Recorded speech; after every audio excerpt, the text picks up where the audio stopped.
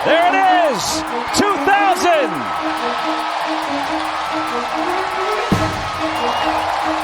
A milestone moment for a Pittsburgh icon.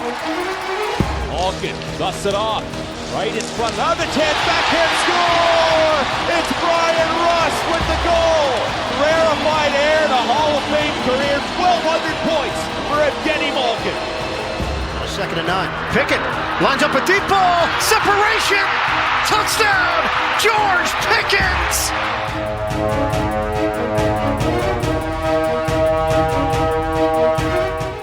Welcome to another live edition of Pittsburgh Sportsline in the BPTV studio. 5100 West Library Avenue, right in the municipal building. Police station's right next door. We got another great show for you. Thanks for watching our show on Comcast 21, only in Bethel Park. Thanks for watching us on Verizon 32 in Bethel Park and all the way from Nemacolin, Cranberry, Wexford, and the greater Pittsburgh area and Allegheny County. We appreciate all of you. Thanks for holding us up at 7,066 likes on Pittsburgh Sportsline Facebook. And thanks to all of you watching our show. Nick just hooked me up on it. Teresa Mariano and Ann Harder are watching. Peggy Rohde with Nick is watching. She'll tell us. Ann Harder's complimenting us. Looking forward to tonight's show. Paul Haley just tuned in. Well, we appreciate all of you. You know I got to promote Pittsburgh Sportsline YouTube 165. We're holding steady there. So if you go there and subscribe right now, we'll appreciate it. You can just go away for 20 seconds and do it. I've done it in less than 20 seconds to like it and all that stuff. So like the YouTube channel. Thanks for all the Facebook likes. This old guy did some good things, so we're out there and appreciate all of you with your input, your comments. Chiefs watching us, Chuck McElroy, thank you for tuning in. My 30-plus year friend from the Post-Gazette and Press. Wait till you hear some of the stories he can tell about me, Smoking Jim. Brandy Harder Mariano doesn't like Pittsburgh Sportsline in their sports, but she likes her son is directing tonight. Michael, you're doing good so far. All right, where am I at on this? Hey, I'm Al Levine, the Talking Machine, Smoking Jim Frazier. Chip Hayner's here with the new knee, and he's doing great. So wait till you hear what he has to say. You can only imagine. He missed a week. He's every other week, and he's doing great. So we'll give him an extra couple minutes on his What's on Your Mind, Chip Hayner. We got Nick VIP Callis back sitting with me. He shunned me when we moved in Ty Polk and a couple guys. He runs to the other side. So I put my deodorant on and I didn't shave. So we're good to go. We got our promos coming up right now in 10 seconds. Let's see how this directing crew does.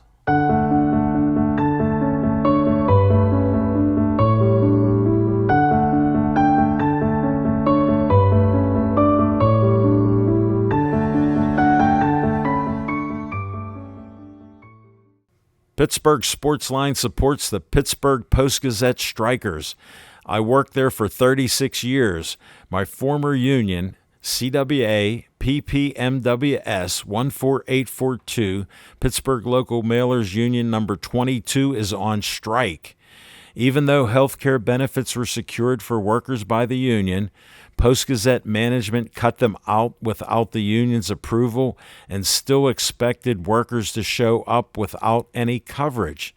Please cancel your Post-Gazette subscriptions online or in print. Pittsburgh Sportsline supports the Pittsburgh Post-Gazette Union Strikers. Frank Fanera, owner of Olive Oil's Pizzeria and the Hillcrest Shopping Center on Route 88. Call them at 412-831-1900. Every Tuesday night, Olive Oil's Pizzeria provides the host and the amazing volunteer crew with an XL pepperoni pizza and a full steak hoagie. They are delicious. Olive Oils is proud to support Pittsburgh Sportsline and the volunteers at BPTV. Stay Joey strong. Joey Fabus died at 8 years old of brain cancer known as DIPG. Since then, the family has come together with community members to create the Joey Fabus Childhood Cancer Foundation, a 501c3 nonprofit. Since being founded, they've raised over $100,000. Go to jfccf.org to learn more about DIPG, to help spread awareness, and to see how else you can support and donate towards the fight against this dreaded brain cancer. Always Be Smiling, a 501c3 designed to help children and families in need of kidney transplants. The B stands for Bennett, whose memory is embedded in this organization by his parents, Kristen and Dean. Despite the challenges he faced in his 16 and a half years of life, Bennett always had a smile on his face and spread kindness to everyone he could. Now, Always Be Smiling wants to pass on that kindness. Go to alwaysbesmiling.org to learn more and see how you can support or donate to this organization.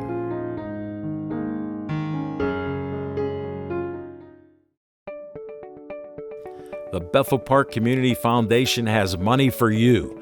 I'm Al Levine, trustee on the board of this great organization. The BPCF focuses on raising money to provide scholarships, grants, endowments, and more. Grant requests are available online from $100 to $5,000. You can also attend fundraisers or donate. Go to bpcf.org to get more information and to stay up to date on upcoming events. The Bethel Park Community Foundation, focusing community resources, building for the future. The Bethel Park Historical Society is a 501c3 that serves Bethel Park.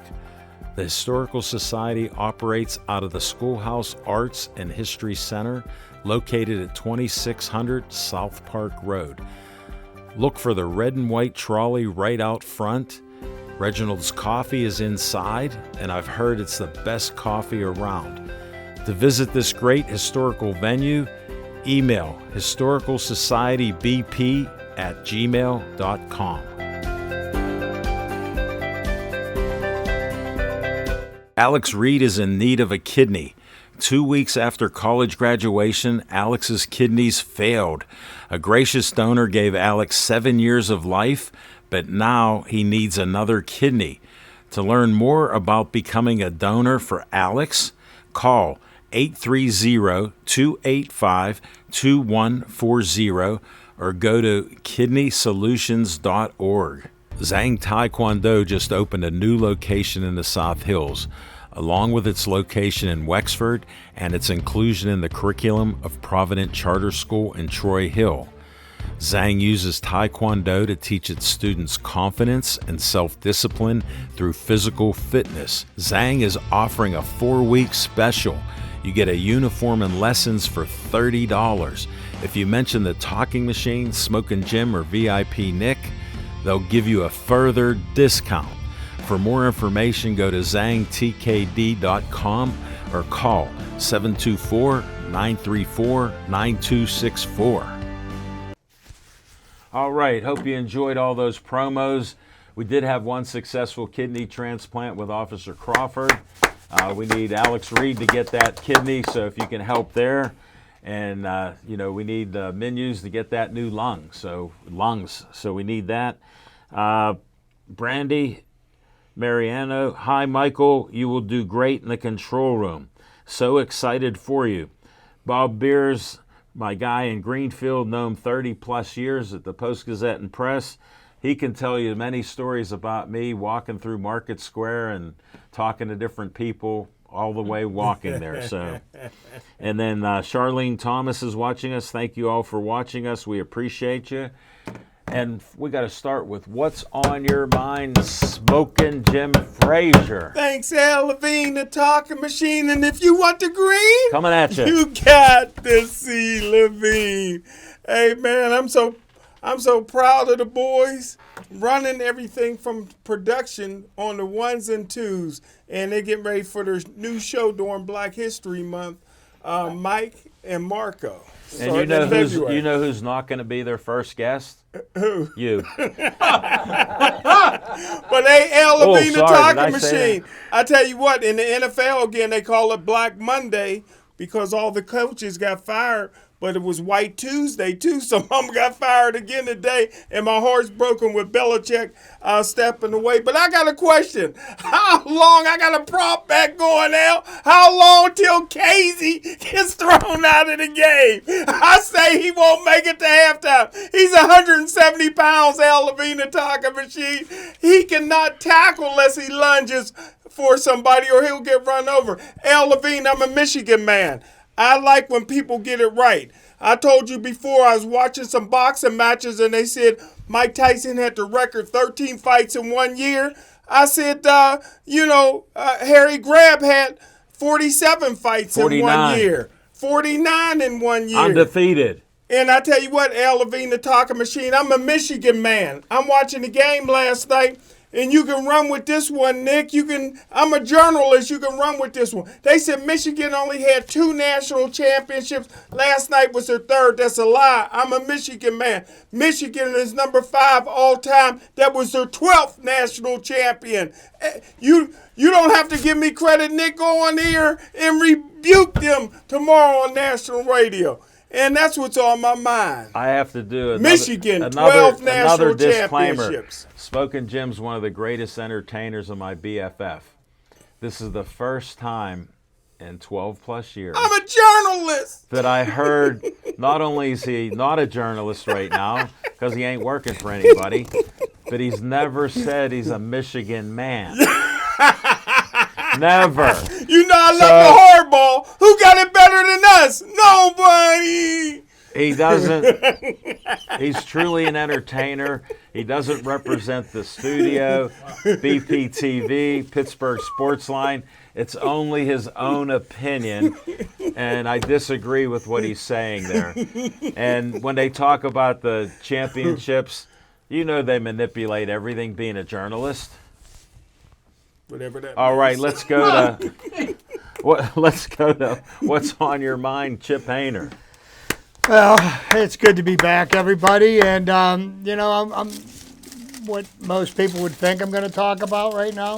I'm going to let that lay until a little later on the show because I'm sure we'll spend enough time talking about the Steelers and their march to number 7. But, maybe I'm getting a little bit too far ahead of myself. Yes, you are. What I want to talk about is the decrepit situation of college football. And I believe that college football is in the process of killing the goose that laid the golden egg. And, one of the things that bothered me about last night is the fact that Michigan won the national championship. Me too, Chip. Me too. And simply because, it seems to be like in professional sports, and let's not pretend like college football is not professional sports. It is now. It always has been. No, but the players get some now. The players get paid now. But it's not amateur sports, and it never has been.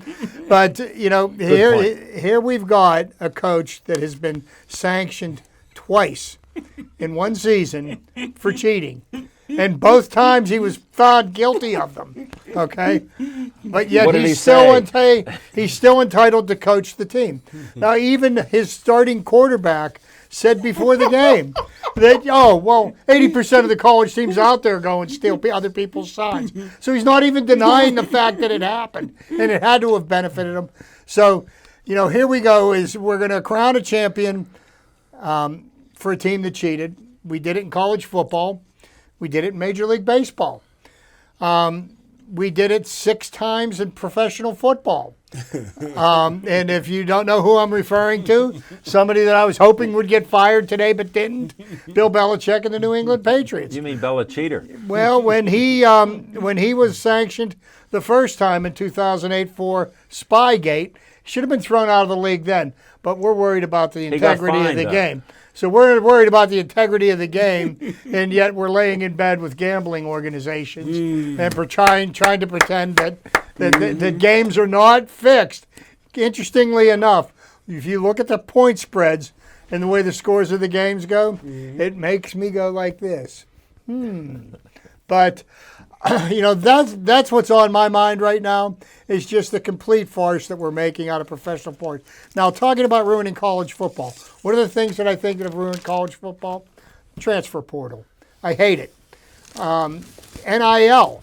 I'm really starting to dislike it. I heard a report this week that there were boosters of Ohio State that were looking to put together $20 million to keep Marvin Harrison from going pro this year, who could be the first or second pick in the draft. Yeah. Okay? And if he were to get $20 million this year to play college football, that is more money than he would get as a first-round draft pick in the NFL.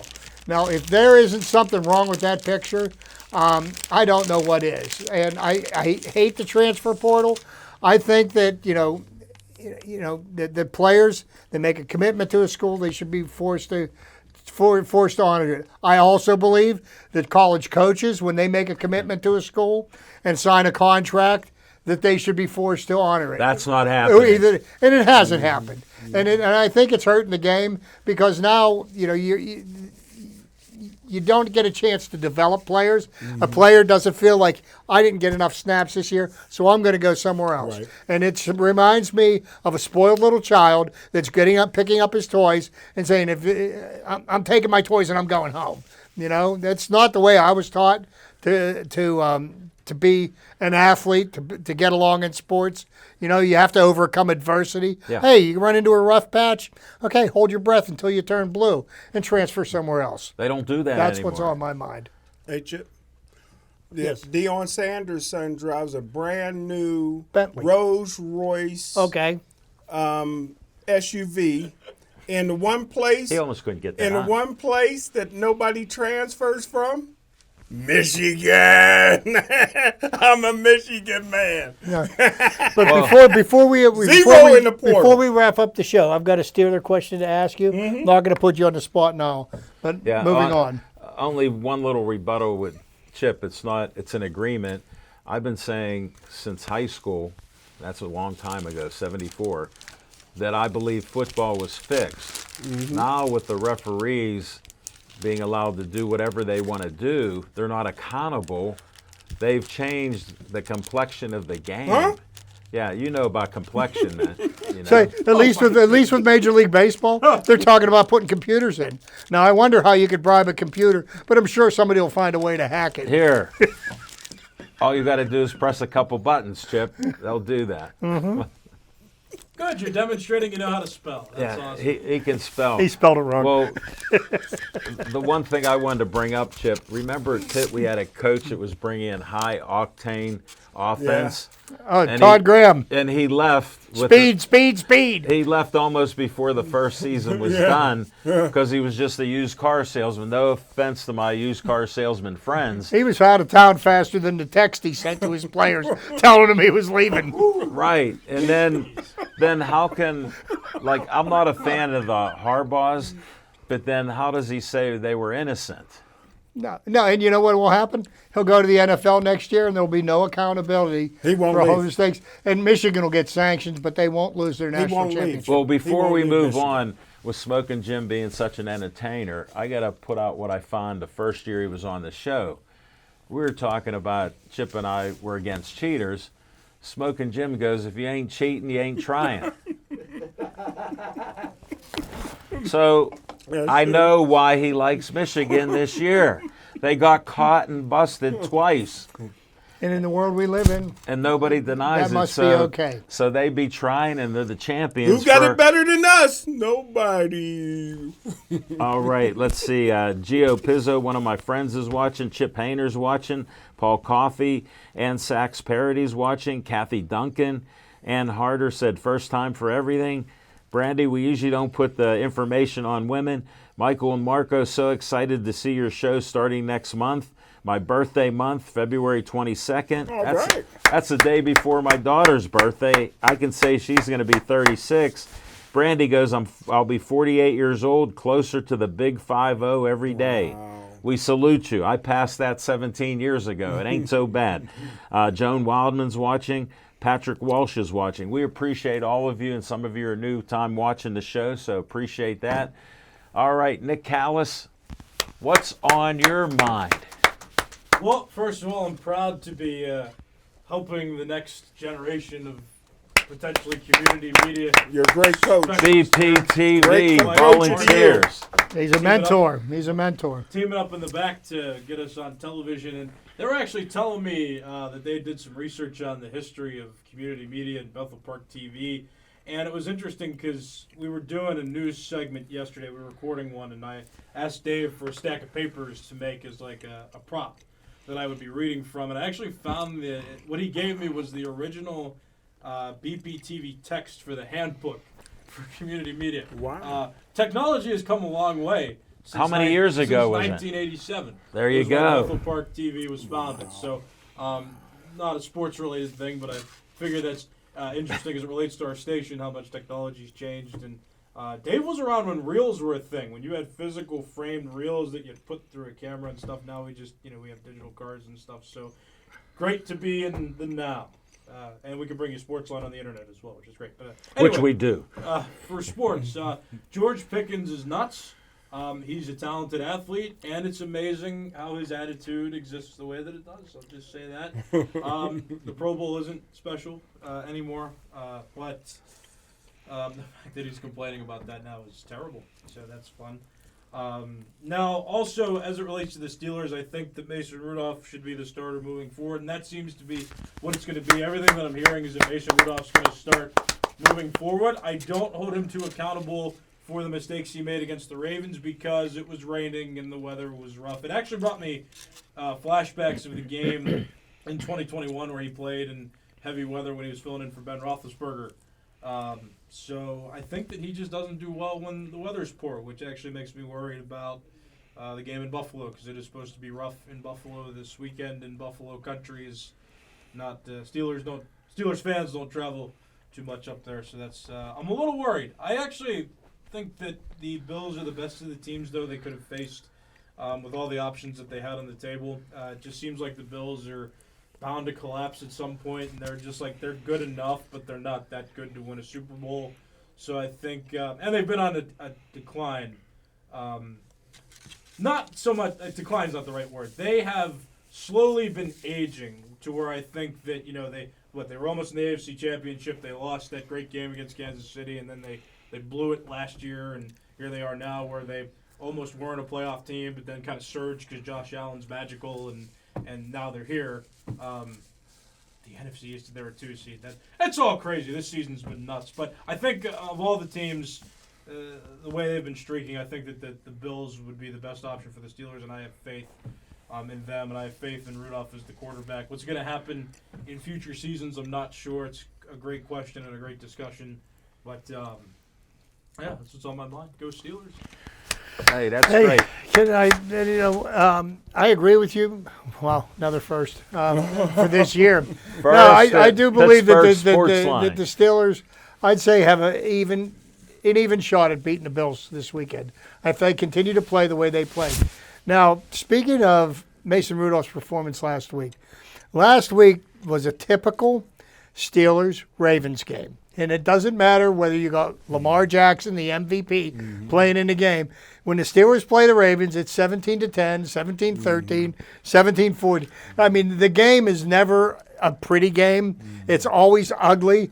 And, Mason Rudolph did his part by minimizing the turnovers, and the Steelers got the one big turnover they needed when they needed it. And all it took was one big play. Usually it happens against us, but Deontay Johnson didn't drop the ball. I don't know what they did. But, and if you watch the way he ran when he went for that touchdown. He didn't go back. If he would have gone to his right, he would have been tackled short of the goal line, but he went to his left, Why didn't which he turn gave him around separation. like he always does? He usually turns back. He I don't didn't do that. But Inquiring minds want to know. But I do believe the Steelers have a 50-50 shot of beating the Bills on Sunday. I think the Ravens have only won 3 games in the last 5 years against the Steelers, and the Ravens would play the Steelers. They moved on. Yeah, Steelers would be actually, the automatic winner since of the season. 2020, the Steelers are 7-1 against Baltimore. Love to hear that. One question: who's their coach? Mike Tomlin? No. John Harbaugh. Yeah. McDermott. He loves the Harbaughs. Yeah. He thinks they're winners and cheaters. How's another cheater not win? Well, the Steelers, I got to disagree with both of you guys. Steelers never see the Ravens. They can't beat Buffalo. The Steelers could not win without T.J. Watt. It's a fact. They're only 1-11. Like without T.J. But Watt, you know what? I'm nervous. You see the game they played last year. This team last year when we lost T.J. Watt, this team right now is a better team today than it was back then. Good point, And Chip. I think with Minka Fitzpatrick coming back and KZ. KZ coming back, we actually have our two starting safeties playing. I think that they can make a bit of a difference. And I love Herbig. I think he could come up big Yeah, in a he game likes if you him need him too. to. I might put some of that money I won on Michigan last night on the Steelers. Then you guys are convincing me Okay. with the points. Maybe I'll just take some of that money I haven't lost all year betting and continue not losing. Hey, Smoking Jim, I've told all of you, if you don't bet, don't start. If you do bet, do the opposite of Smoking Jim. He only won 2 games that I can recall when he told us ahead of time that teams won. Well, 2 in a whole year. you know what? Degenerate gamblers only tell you about when they win. They don't tell That you- was 2 They don't times. tell you about when they lose. All right, we're going to move on. You know I love I that. had one point to question you on. Okay. When I was growing up, aging started hitting people when they were in their 30s. Now, aging is in 5 years that they're still in their 20s. So just ponder that thought, because I see aging like you're talking about, but I always thought it was like a physical aging. I think there's a mental aspect that's there, like with Josh Allen throwing 40-some touchdowns and 20-some interceptions. I think there's a focus problem. So just my little opinion there. Peggy Rohde, hello to all enjoying the show from Rochester. Our biggest fans are there. Nick and Peggy Rohde, thank you. Amy Sliss tuning in. Hi guys, welcome back. Chip, Smoking Jim, I like your free outfit. I added free.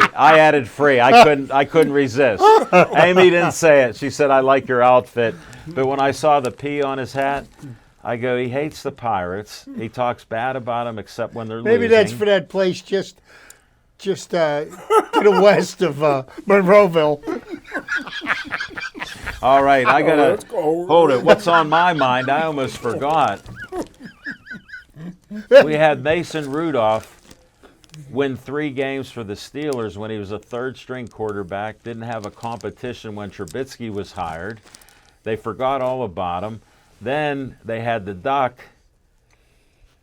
get ahead of Mason Rudolph when he was aggressive and had a strong arm 3 years ago.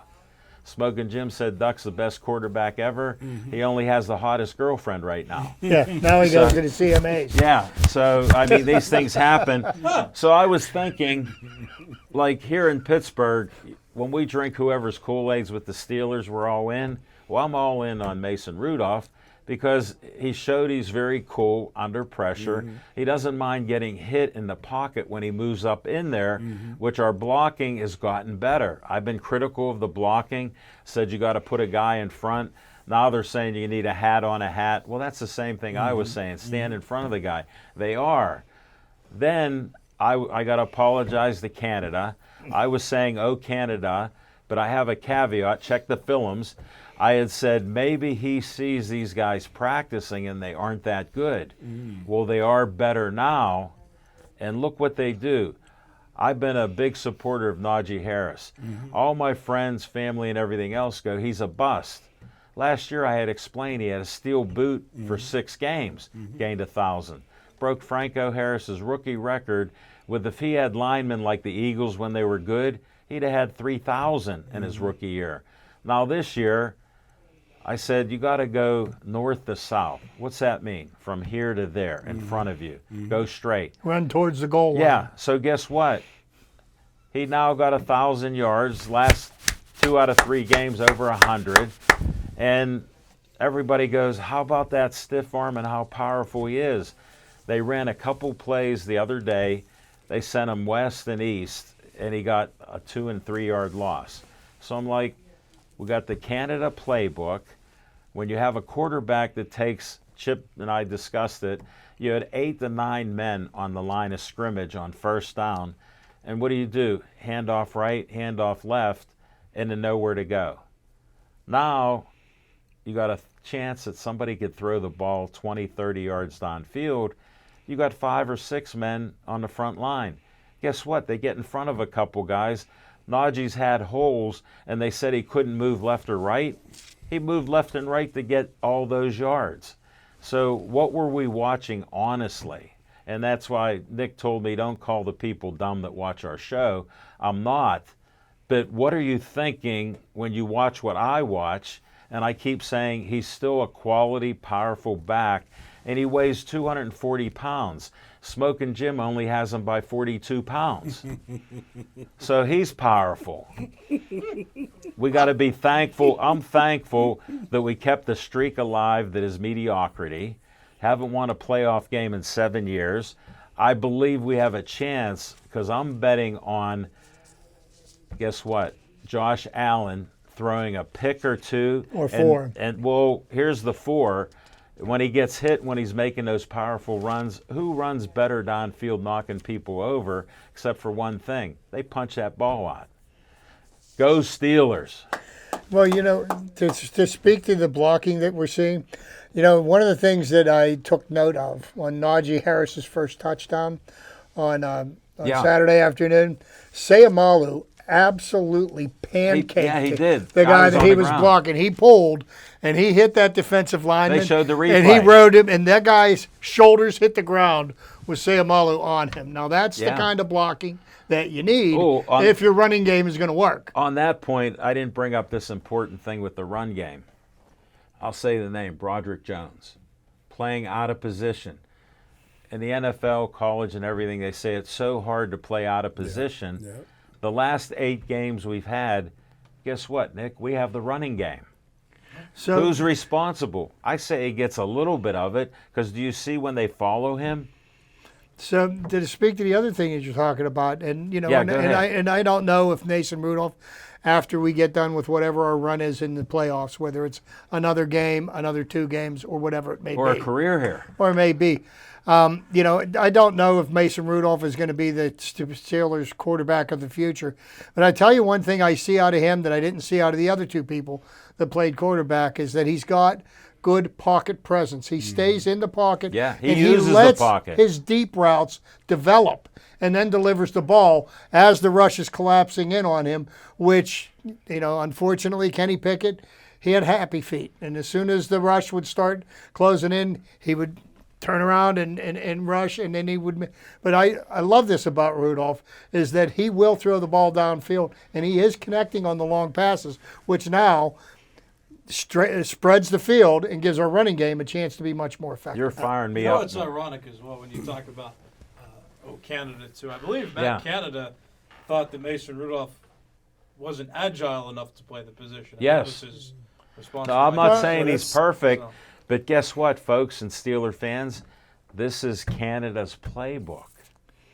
Yeah, but he How dumb But is they're he? calling the plays differently than Canada did. And you know who's terrible as well? We've established Dan Moore Jr.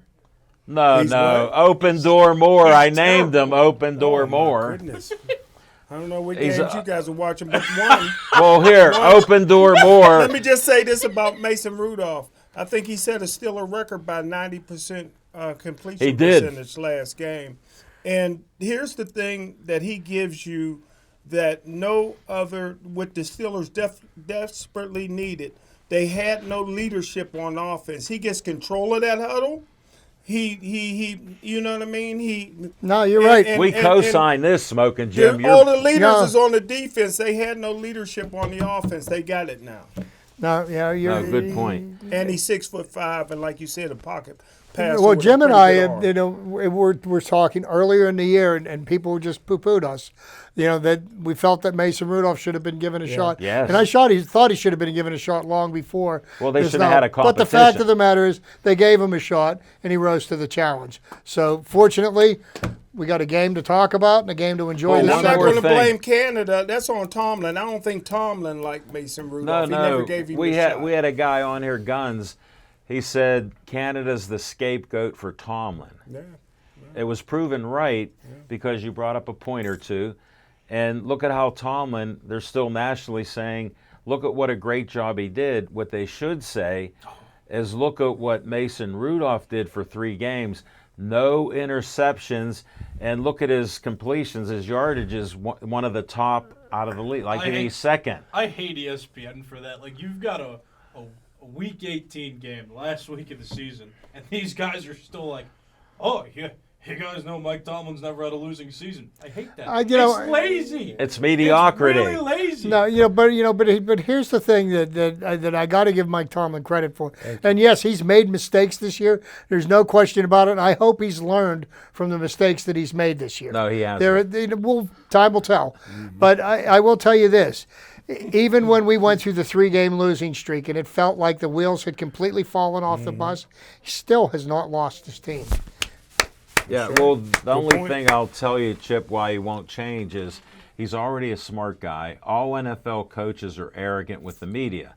Nick can vouch for that, how arrogant they are. It's part of the job requirement. Yeah, it's part of it. But he admitted to lie. He was but he did both sides of it, admitted to lying and lied.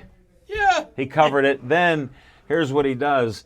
Here's what shows he's smart. What's better, cheating or lying? Well, lying. Lying is a form of cheating in certain aspects. It could be. Yeah. It could be.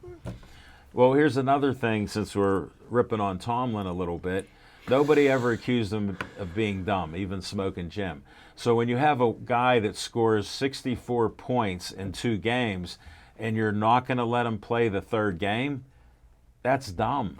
Everybody knows play the hot hand. So, Chip, that's why Mason's in here for 3 games. But next year, do you think the Steelers can have egg on their face when they don't start Pickett? Well, first they got to sign Mason. I was going to say that. And why would he sign here when he can't trust them? Exactly. Yeah, well, who else was lining up to sign him?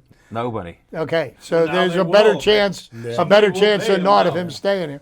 But we'll see. But This was a little extended point can't wait on till this. he's no, that while we're still on the Steelers, okay, here's a question I want to ask Jim.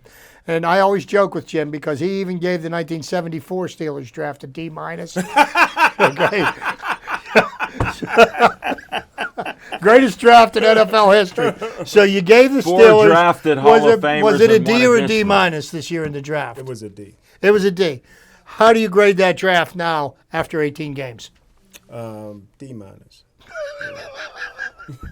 He's consistent. We gotta move on. I don't even know what segment we're on here right now, but That's technically what's on your mind. that's what I know. That's why I'm looking at the time. We got time.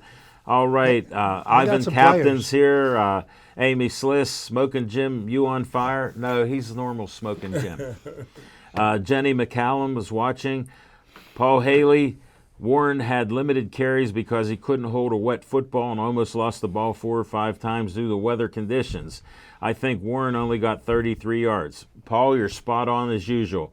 Matt Downey's watching. Charles Highlander's watching. Andrew Safin is watching.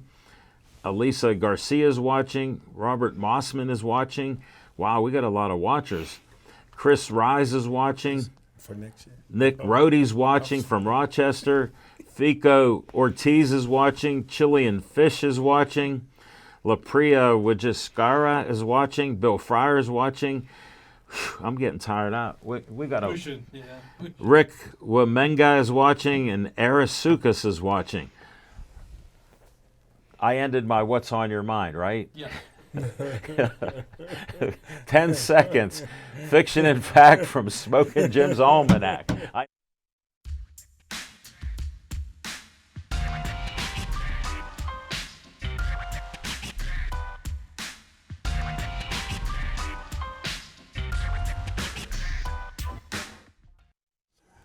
Thanks, Al Levine, the talking machine. Always thought Deontay Wilder was the biggest whiner in sports, but Aliquippa got him beat. Al Levine, the talking machine. I talked to Aliquippa's coach today, Mike 5A. Warfield. And I tell you what, I didn't know if I was talking to Steve Spurrier or Mike Warfield. Al Avina talking. Even Terrell Owens said you're crying too much.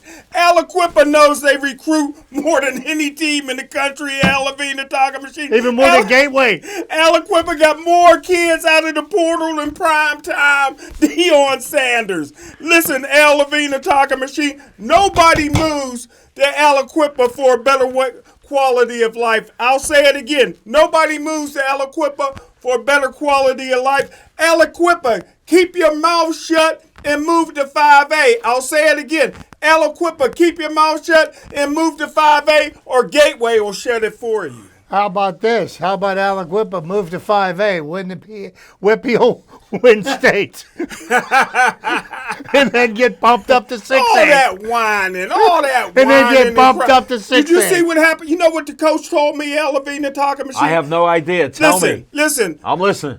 Number one, that'll take a bulldozer to Aliquippa and get rid of the whole town. But no, what they do, Hines came in there. Let me finish this. Hines came in there, built them a brand new stadium, built them a brand new locker room, built them a brand new Hall of Fame. They named all that stuff after Mike Dicker and Revis and all them.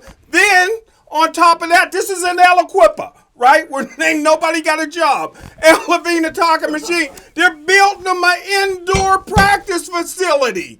No, and they're talking about, listen, the PIAA said Aliquippa got 40 kids on the team, 23 are transfers. Come on, Al Avina talking machine. Quit whining, quit crying, and move up. The Pittsburgh Steelers only got 53 players on their team.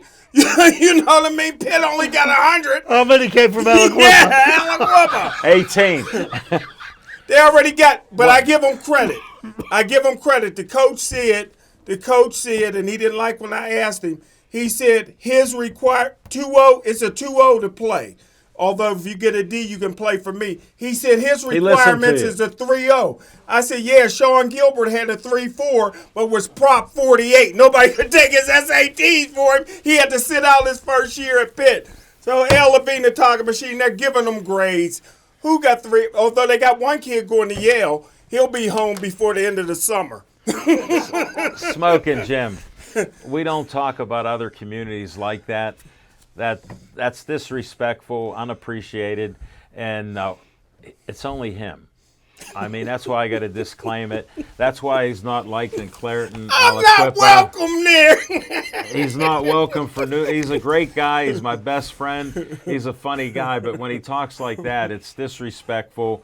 Doesn't represent us, and I welcome Aliquippa 5A to Bethel Park 5A. I don't think the coach will want me to interview him again.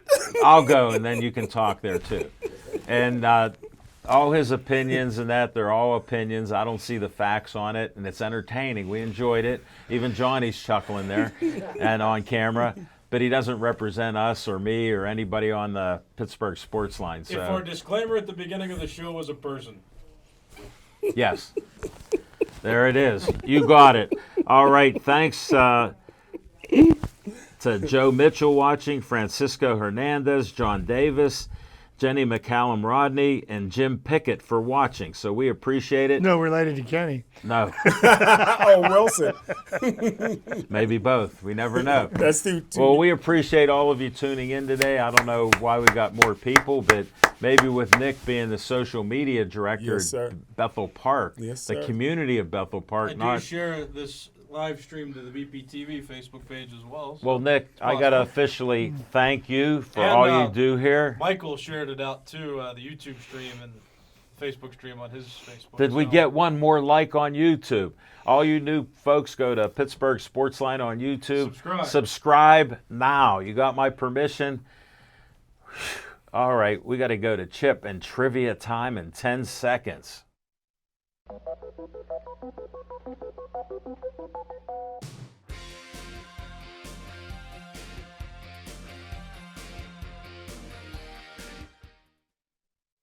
And because most of my trivia is baseball oriented, what is going on in baseball right now? Pretty much Smoking Jim? Nothing. We're in the dead of winter. Still plenty of free agents out there and available. The Dodgers, I was reading something to say. Tell all them. Before the show. Tell them. The Dodgers have spent in free agency so far this winter $1.2 billion. He didn't stutter. The other 29 teams in Major League Baseball combined have spent $1.23 billion. Not including the Pirates yet. And the biggest coup was signing Shohei Ohtani, and the Dodgers are going to be reaping rewards from that for decades because that just opened up the entire Japanese market to the Dodgers. And I bet you can't go anywhere in Tokyo right now where you don't see a Dodgers jersey. Yeah, you know, and the Dodgers have their own television network. So who do you think? Well, how do you think how much money they're going to make off the rights? But Great points, Chip. Great points. This past weekend, in the dead of winter, we had Pirate Fest, and Pirate Fest is not really anything that's you don't find out any earth-shattering information. One big move that the Pirates did make, which everybody was anticipating, and I'm happy that they did, was they re-signed Andrew McCutchen. For this season. It looks like Andrew McCutchen's going to be healthy. There's a possibility he could even play occasionally in the field besides his designated hitter. I don't want to put rain on it or anything, but when he gets 300, I'm happy that he came back. Well, you know what? I'll be real happy, and I'm hoping it happens on opening day because I've got tickets. Me too, and that's a great retirement check for McCutchen. I'm a union guy. They got union players, so I salute him getting a second pension fund. Well, 2 years in a row. And what are my expectations for the Pittsburgh Pirates this year? Okay, and a very realistic expectation and a simple expectation for them, because people get their expectations up too high, and then when a team falls short of them, we decide to just completely roast them. Good point. I honestly expect the Pirates to be a better team this year than they were last year. How much better? They're going to play the games. We're going to find out. But the Pirates improved 14 games over what they did from 2022 to 2023, which is a significant improvement. Smoking Jim lost so much money, it's unbelievable. And I hope he loses another boatload. And but sorry I had to put that in there. As the season taking on, I'm really looking forward to the season. There's still a lot of young players. I want to find out, is O'Neal Cruz everything that he has been advertised? Because if we've learned anything in the last year, is don't pay much attention to people spouting off about how great somebody's going to be until they do it. And we learned that by watching the Steelers play. This past year, we had a franchise quarterback, and then we found out, well, maybe we don't. Except for me, I knew. But O'Neal Cruz has got. I knew. You talking about Pickett? I knew. Who said he was a franchise QB? Oh, my goodness gracious. Have you not heard anything on the airwaves from training camp to preseason? I heard it and disagreed. I know what we're talking about. But I disagreed with that. Don't listen to him. But everything else yeah, is fun. well, and in reference to him, one of the things that I've took exception with this past week Who are we talking about? He knows who I'm talking about. I don't like to give people credit, but I heard him say on the air this Friday that I was responsible for getting Matt Canada fired. Like, are you serious? That is what you're going to hang your hat on? That is like the accomplishment of your lifetime, that you had something to do with getting Matt Canada hired? Wow. I just had to shake my head, and I was like, wow, dude. Great points, Chip. Yeah. I'm glad I'm not drinking that Kool-Aid. But there you go. That's I spit it out on my the trivia first game, segment for this week. Yeah, my Kool-Aid came up first game. No, I appreciate it. All right, some other people are watching us. John Davis, Michael O'Keefe, Brandy Mariano's showing she's watching again. Paul Haley, hopefully the Pirate coaches taught Cruz how to slide in the bases. Yes. I hope he is as advertised.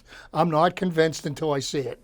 Well, I got to pick on Nick because he just turned 25. Okay. But there's a different generation I remember I didn't start baseball at 8 years old. I was too shy. I started at 9. Mm-hmm.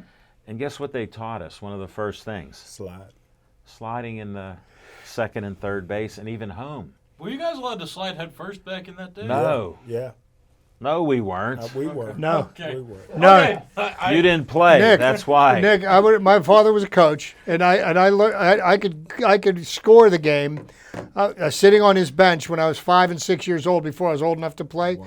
If I tried to catch a fly ball with one hand, I went right to the bench and sat down. Oh, that's a little extreme. No, but No, the they sliding- wanted you I don't believe you though. 2 hands. They didn't want to see you Charlie You Brown. don't know any coaches. Yeah.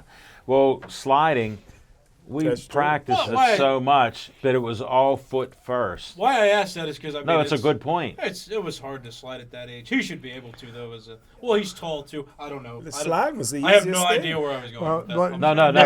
no, no. No, my The point quality is we of the did it fields differently. that I played on when I was a kid, I mean, there were cement cinder blocks Yeah. in the infields. Yeah. I mean, you didn't want to slide head first. You would have torn yourself to pieces. No, I played on travel fields because they don't water them as often because so many games have to be Well, played. I'll give you a better one. And then the one by Aiken School was like a beach. It was terrible. You I couldn't played get there the back trash when in. they first created that. Wow. Well, and then I got to after go a back. rainstorm, somebody would take their dirt bike and do donuts in the infield. You'd have to play with the ruts. I forget the City League fields that we went to, whether it was in Beachview or Sheridan. And after a rainstorm, they lit the field on fire. There was no grass. They did that to They Forbes actually- Field. Yeah, they lit it on fire. And when you had a slide, you had cuts with rocks sticking in you. Everything else was there. It was Broken worse glass. than concrete. Yeah. Broken glass. But that's what we went through, and I don't know how we made it, but we knew how to slide. That's my point to this. And you had those thick flannel, don't pants. even mention that. you know, that you couldn't. We're reminiscing. When we get to be this old, you'll make it, we hope. Ralph Williams just snuck in. That's Hello, my guys. Glad you could recognize him smoking. We're good. All right. Did we get VIP time in? We did not. Let's do VIP time in 10 seconds.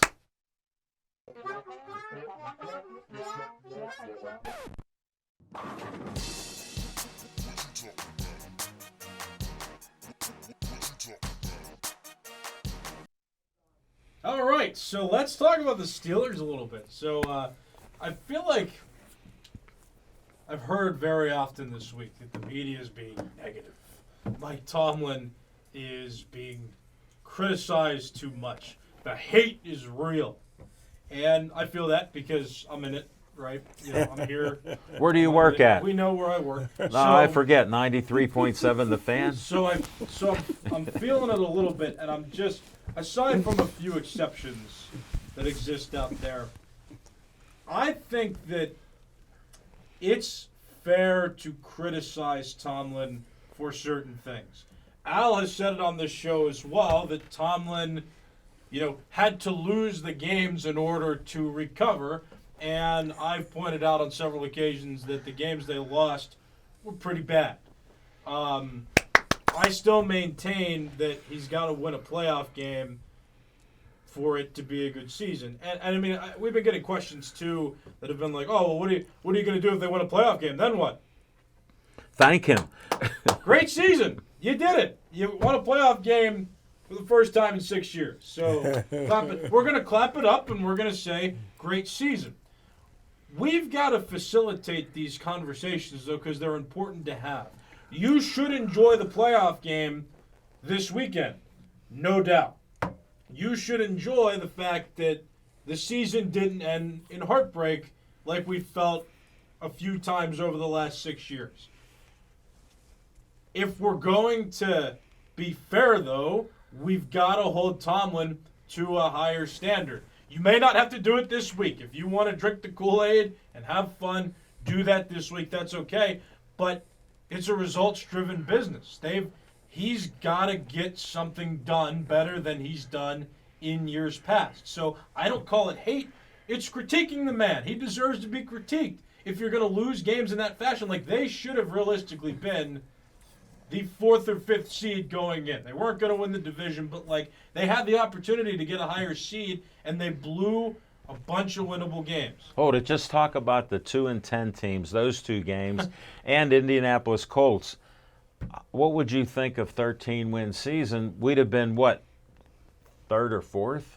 we'd have been up there. but, Imagine like, a 13-win season. even if you lose 2 of those games, you're in a higher seeded position. I'm sorry, yeah. If you only lose 2 of them, if you win 1, Yeah. you're in that much better of a position. You're that much more securely in. Now we needed some help. I don't like the Jaguars. I'm glad the terrible towel curse is real. I'll say that. Thank But you, Myron Cope. I think as we reflect on Mike Tomlin, it's not just general negativity. Like I said earlier, I'm so upset that the talking point that exists forever is that Tomlin's never had a losing season. It's just that's a lazy point to bring up if you're a broadcaster. Everybody gets that, and No, they don't. maybe they don't. You're giving them credit again. Sorry, Nick. Carry on.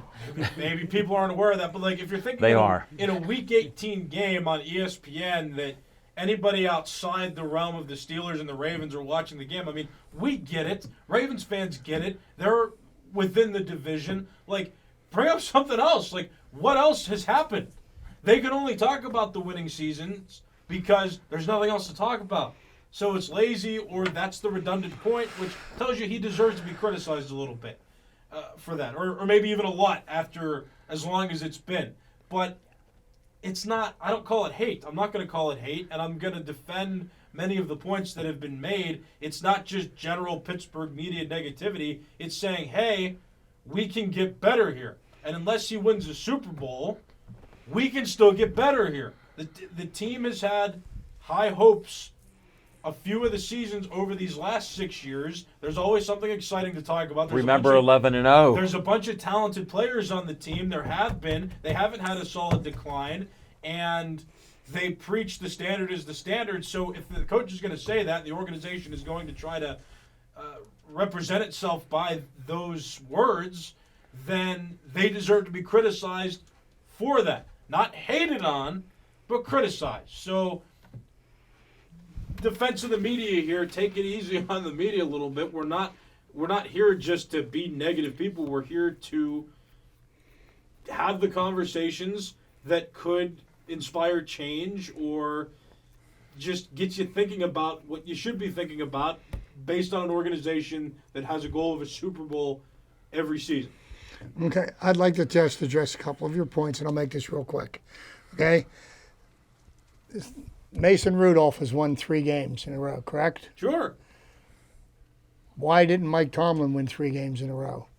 Because Mason Rudolph won them. So if we win a playoff game this Sunday, is Mike Tomlin going to win the playoff game, or is it going to be Mason Rudolph? In a vacuum, it's a team game, But we don't look at it that way.